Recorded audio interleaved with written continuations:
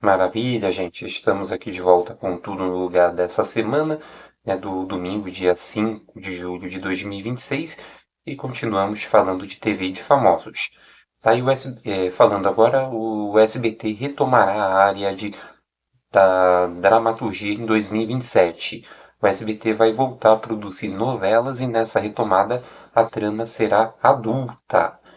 Tá? A previsão é que a novela estreie no primeiro semestre do próximo ano, de 2027, e seja desenvolvida em parceria com uma plataforma de streaming. Iris Abravanel é a principal cotada para assinar o texto da produção. Informações do Na Telinha. Tá, e a FIFA tá vendo aí um conflito de interesses e pode barrar a Cazé TV na Copa de 2030. Segundo informações divulgadas pelo site Notícias da TV, a FIFA avalia que existe um possível conflito de interesses envolvendo a LiveMod, empresa responsável pela Cazé TV. Nos bastidores, a entidade estaria analisando com cautela a relação da LiveMod com negociações de direitos esportivos e sua ligação com investidores, que também atuam no futebol brasileiro. Esse cenário pode influenciar as conversas para a próxima edição do Mundial. Vixe Maria, gente. É a Globo de olho nisso. Né? E a atriz Gabriela Loran está confirmada no elenco de Lá na Minha Terra, próxima novela das 6 da Globo. Depois de atuar em Três Graças, ela estará no elenco de Lá na Minha Terra, a novela escrita por Mário Teixeira. Na nova produção, Gabriela vai fazer o papel de uma mulher que trabalha em um cabaré. A trama será protagonizada por Dira Paz, que viverá uma nordestina em busca do marido desaparecido em São Paulo. A direção é de Alain Fitelman. Informações do Coluna Play. E o SBT entrou na disputa pelos direitos de transmissão da Copa do Brasil para o próximo ciclo de contratos. O SBT participa da concorrência ao lado da Globo, Amazon, Record, TNT Esportes, Paramount e Disney. Nos bastidores, a CBF trabalha com um acordo válido por 4 anos e avalia dividir o pacote entre diferentes empresas. A proposta prevê que cada grupo fique com uma parte dos jogos e haja revezamento na escolha das partidas de maior destaque.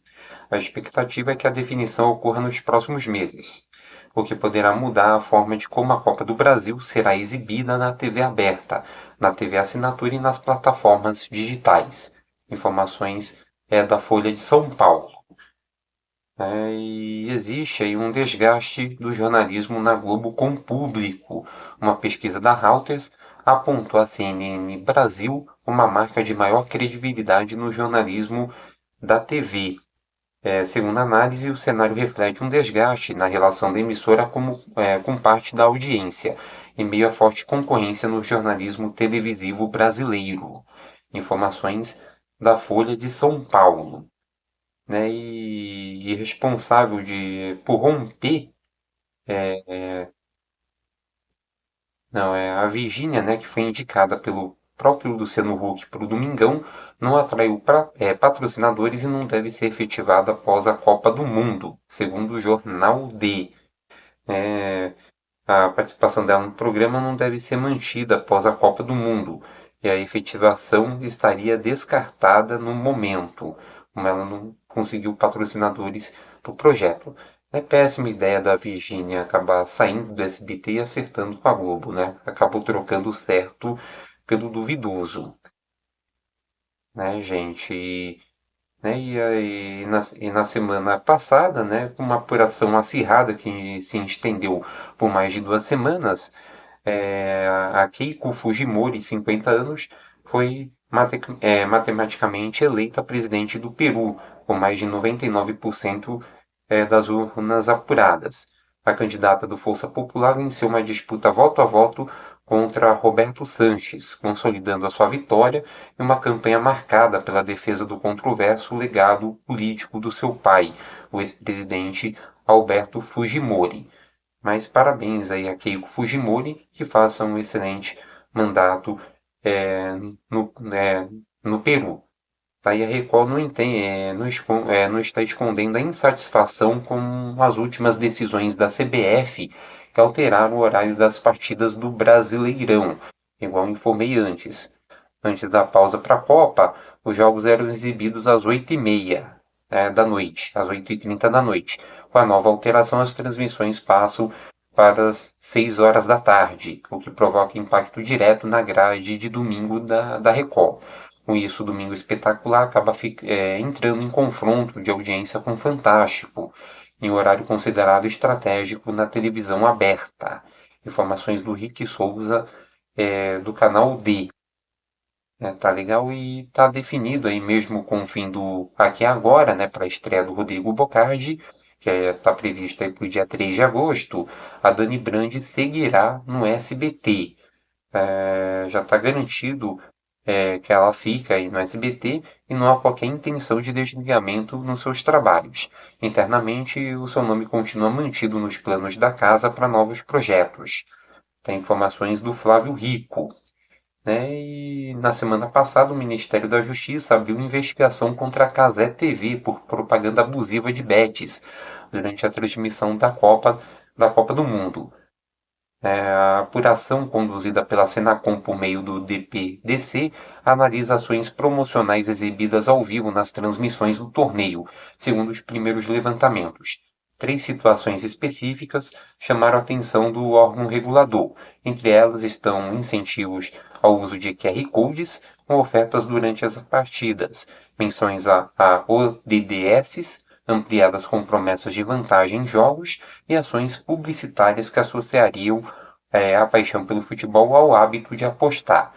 Em resposta, a Cazé TV informou que já foi notificada e afirmou estar ajustando sua programação para se adequar às exigências legais e às regras do CONAR. Mais uma polêmica envolvendo a Cazé TV. Aí no jornalismo do SBT não há previsão de novos produtos ou outras mudanças além das já anunciadas.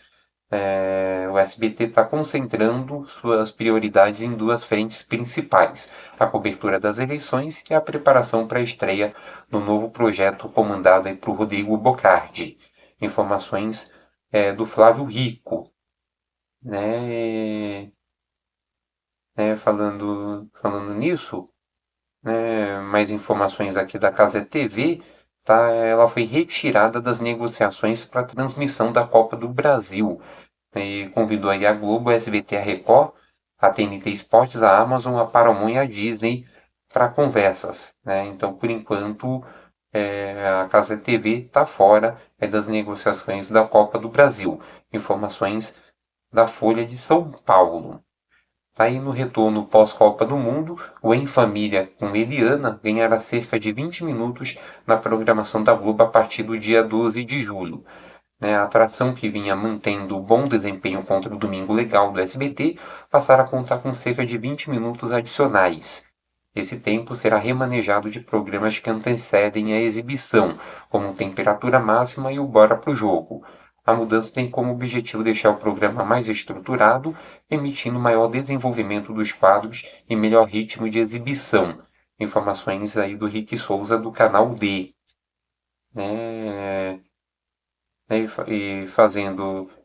Informando aqui agora, falando sobre o The Voice Brasil, os participantes ficarão 120 dias confinados, sem contato com o mundo exterior e não 10 dias, como no caso foi informado, que eles ficariam 10 dias, eles vão ficar 120 dias, segundo o Rick Souza do canal D. A informação indica que os competidores ficaram 120 dias isolados, sem qualquer contato com o mundo externo. Essas informações aí do The Voice. Aí falando ainda do The Voice, tá? O júri passará por mudanças na próxima temporada. Uma das alterações que já foi confirmada é a saída do Péricles, que não seguirá como técnico do programa, por incompatibilidade de agenda. Com isso, o SBT já trabalha na definição do novo nome para ocupar a vaga na bancada. Informações do Flávio Rico. E agora falando da Rede TV, e do Super Pop, Tá? O Super Pop completou 5 semanas em quinto lugar na Grande São Paulo e fica abaixo das expectativas da Rede TV.